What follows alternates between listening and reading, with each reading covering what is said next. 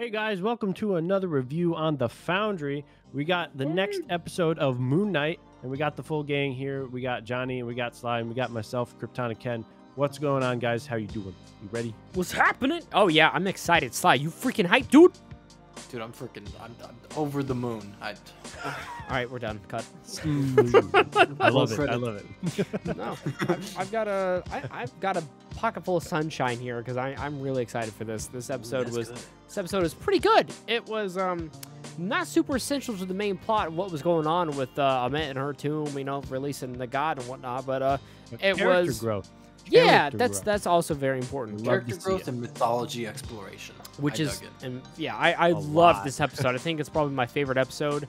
A lot of emotional strings being pulled as well. I feel even closer to Arthur. I feel closer to Mark and Steven. We took like a week break and like my brain went like numb with these characters and with the show. It sucks. The names, yeah. Yeah. I feel you.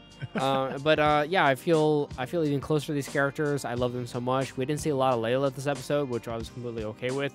But hey, how about that goddamn CG hippopotamus though, boys? Yeah, that actually looks really good.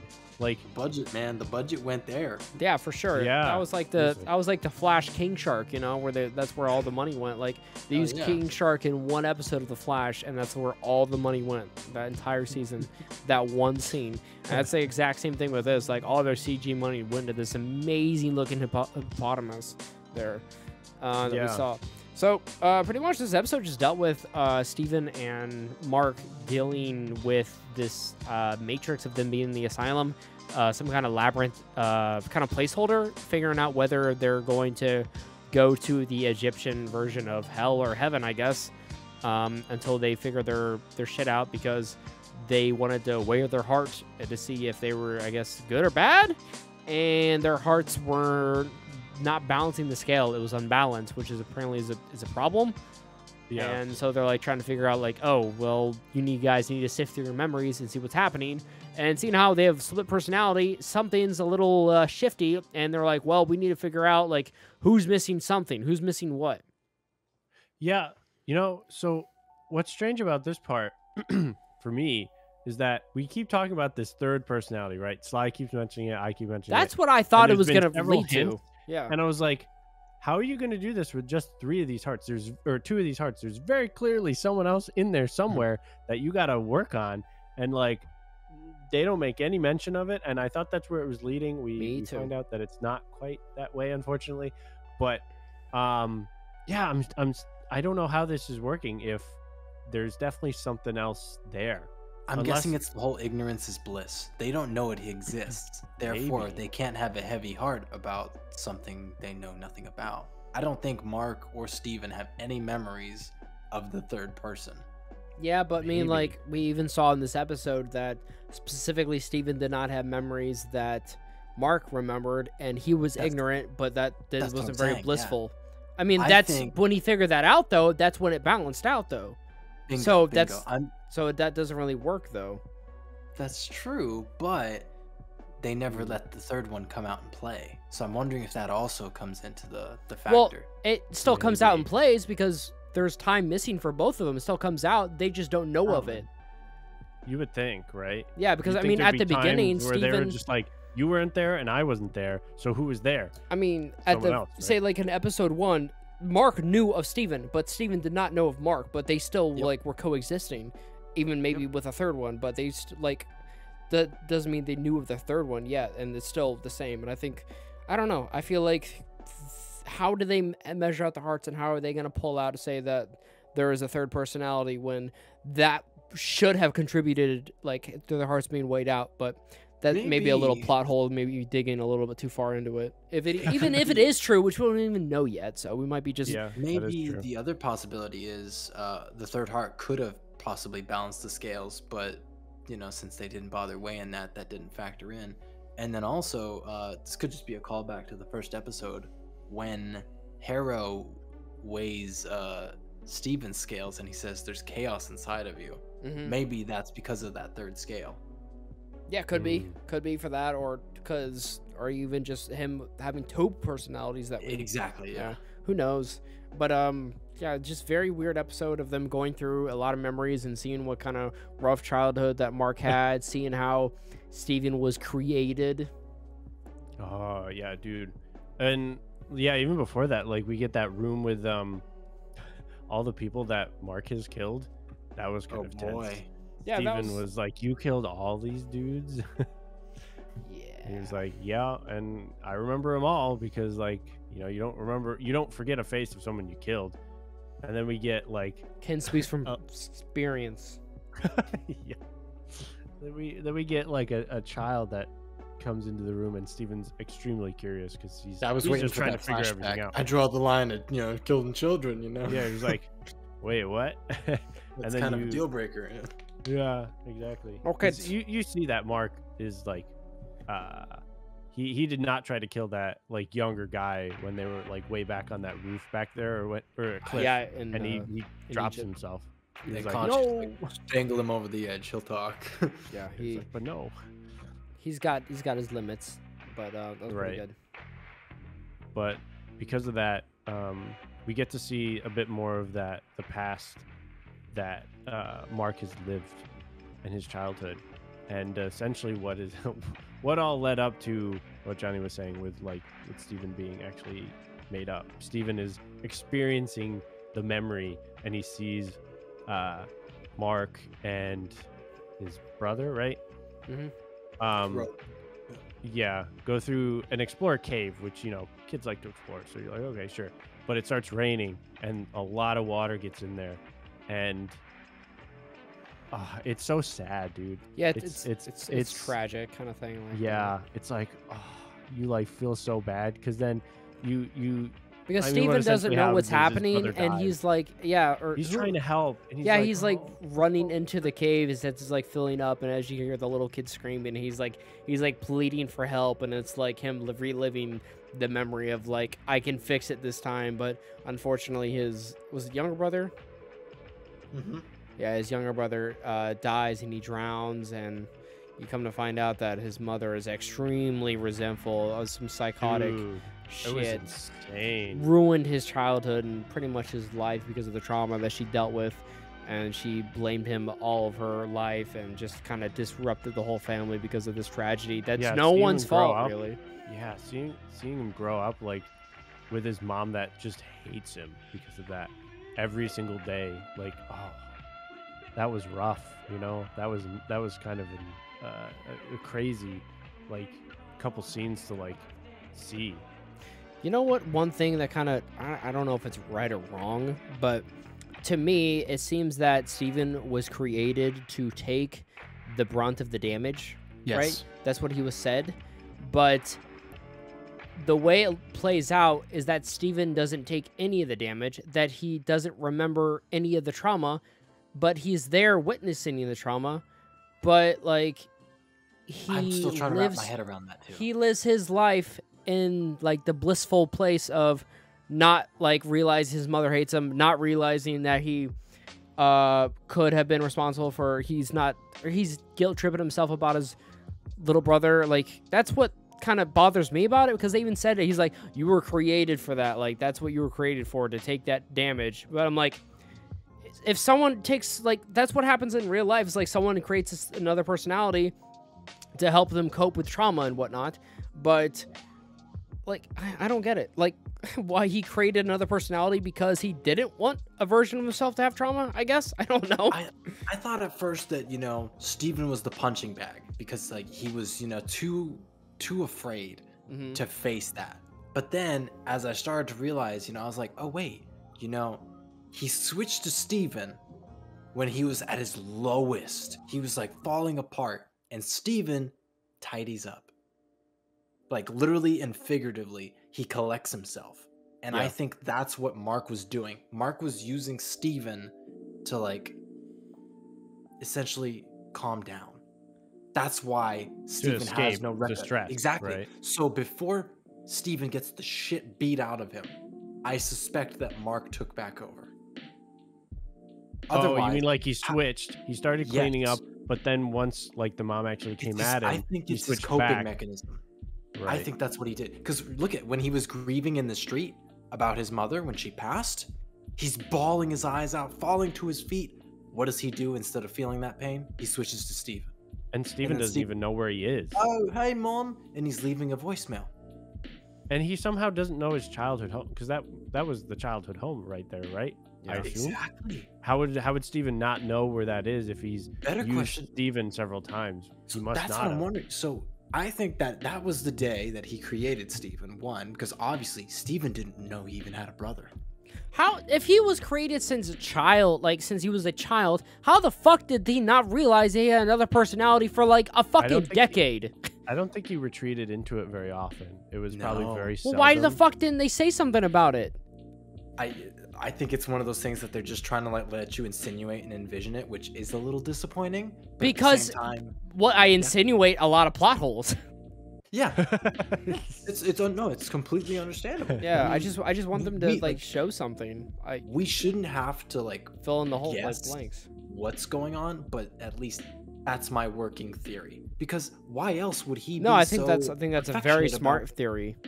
He's so affectionate about his mother leaving all these voicemails and shit. Yeah, It's like, there's wait, no way. she like literally got the bell. She ruined his birthday.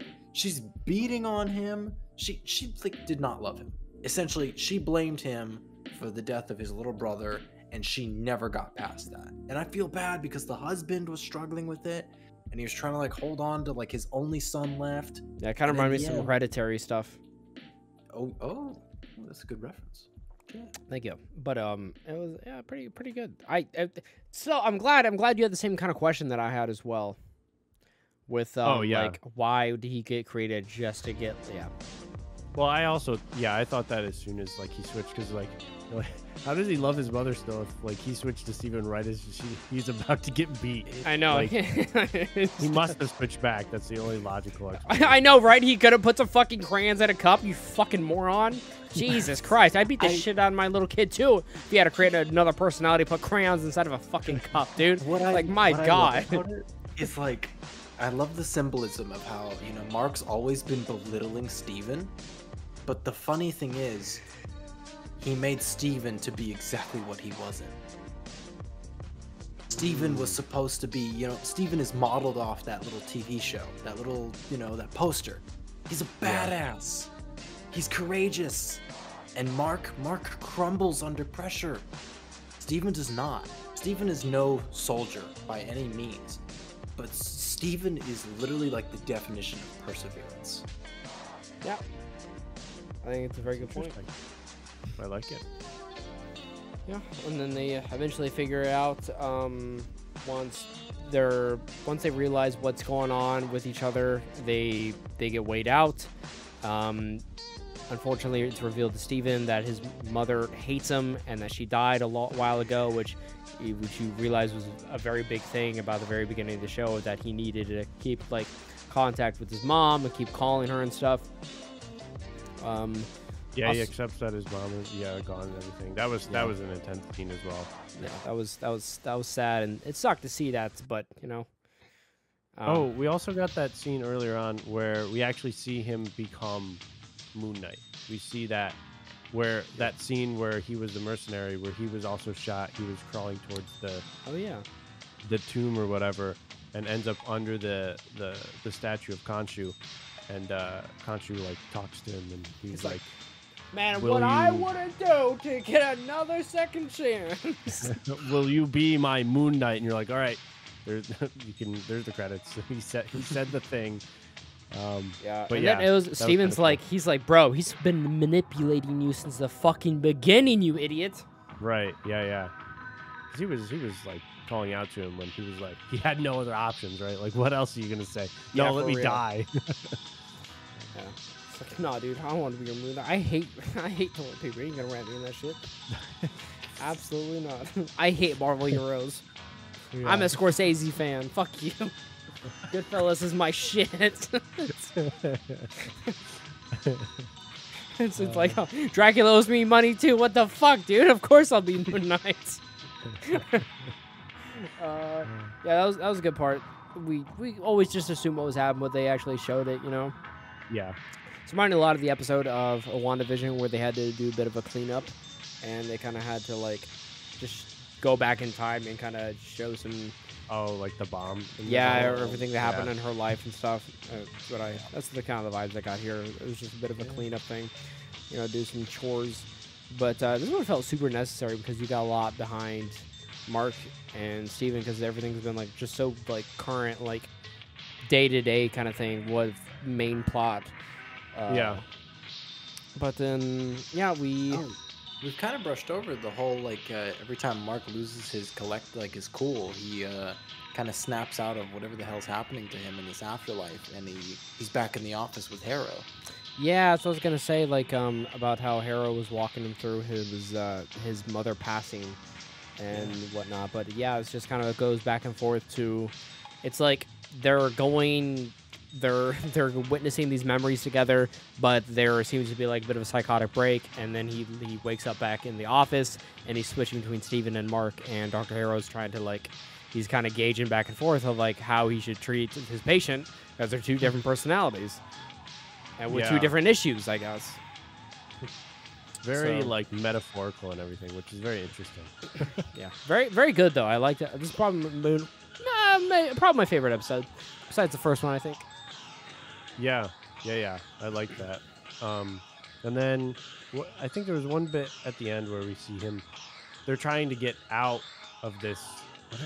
Slide, maybe you remember. I don't remember what this desert area that they're called is, or what they're in is called. It's like a purgatory. It seemed like essentially, yeah. It was a journey. The desert that they're in, Tawaret is like sailing through, I guess, the dunes to the afterlife, and if they don't balance their scales before they reach there, which I think is a nice thing, it's kind of like, you know, your life flashing before your eyes. It's like, I want you to recall everything you've ever done and tell me, do you think you're worthy of going to the what is it, the Field of Reeds, or not? Yeah.